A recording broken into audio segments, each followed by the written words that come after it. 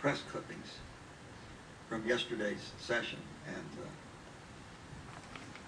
the government has been quite successful in relegating this issue to the lunatic fringe. I have but one article, I have several articles I'm going to comment on only one of them, and I really don't know where it played. It says the mock Congress hearing on aliens is heavy on real-life Mulders and not Scullys. I had no idea who Mulders and Scullys were until I read it. But apparently, in the X-Files, Agent Fox Mulder believes in all things, little green men, Roswell, men in black, whatever, and Agent Dana Scully believes in science. Scully forces Mulder to find hard evidence that there's a massive conspiracy to cover up aliens' existence.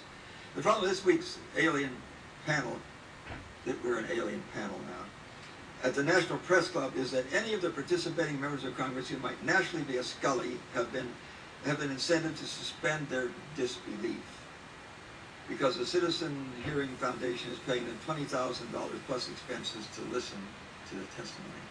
That's just insulting that we can be bought for $20,000. That's ridiculous.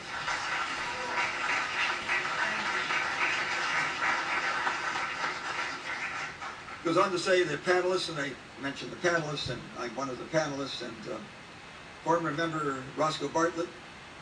In an opening statement, Bartlett said he hadn't fulfilled his duty in office by failing to hold hearings on extraterrestrials. I never said that. What I'd said was that the Congress, I, a part of it, had failed in its responsibility to respond to the constitutional requirement that we had a responsibility to respond to people to petition their government for a redress of grievances. It's in the First Amendment. It's very clear. I never said that I believed in extraterrestrials.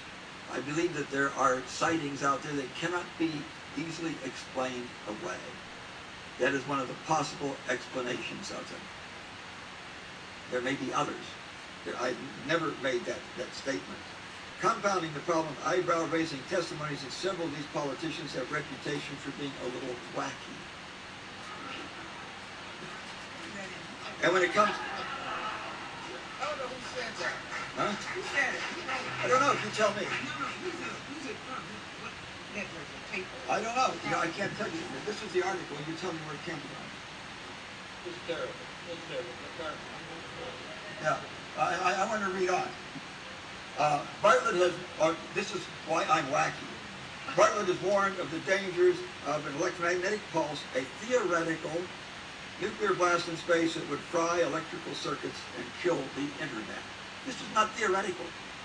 We did precisely that in 1962 over Johnston Island. It's called Starfish Prime, and it shut down we didn't have any electronics in '62.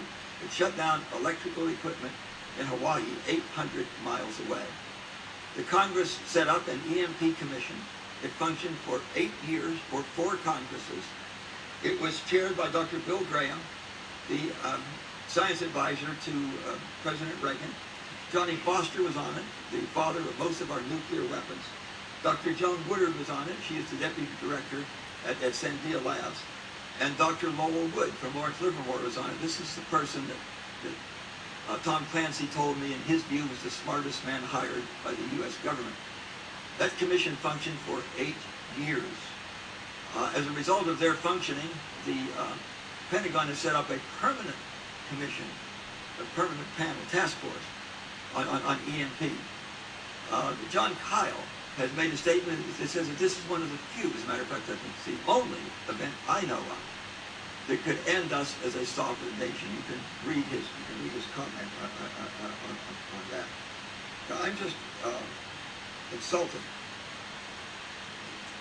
that the press does this. Now, these statements have no basis in reality. And I want to point out something else, how successful they've been. Here is a fact sheet that was put out by the Air Force. And it's about unidentified flying objects in Air Force Project Blue Book. They did everything they could to debunk 618 sightings, but 701 of them, they could not find any way to rationalize it away. That's a pretty large number. And then they make 2 statements.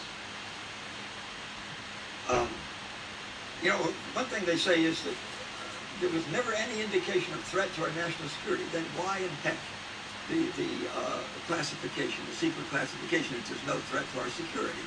Those two things are just mutually exclusive, aren't they? You can't say one and then not and then say the other. They said there was no evidence submitted to or discovered by the Air Force that sightings categorized as unidentified represented technology developments or principles beyond the range of modern scientific knowledge. It reminds me of Goebbels in his statement, just say it often enough, no matter how big the lie, and people will soon believe it.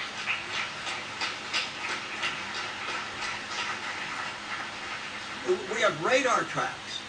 We have radar tracks showing that these objects, whatever they are, behave in ways that no aircraft of no country in the world can do. That just isn't true. There was no evidence indicating the sightings categorized as unidentified or extraterrestrial vehicles. That's true. But there is a lot of evidence. That they couldn't be anything that is publicized by either our country or by Russia or by China. China is now entering a player in this domain. I'm generally a pretty quiet individual, but you know, this press stuff is just clearly outrageous. The audacity and the ignorance of something like that just infuriates me. Thank you. And then the same press that is ridiculing what we're doing today is totally silent when the Air Force puts out a fact sheet like this. It is anything but a fact sheet because there are statements on it that are clearly not true. So there has to be an accountability for this. Those they're not. Thank you for holding this hearing. Thank you. Congresswoman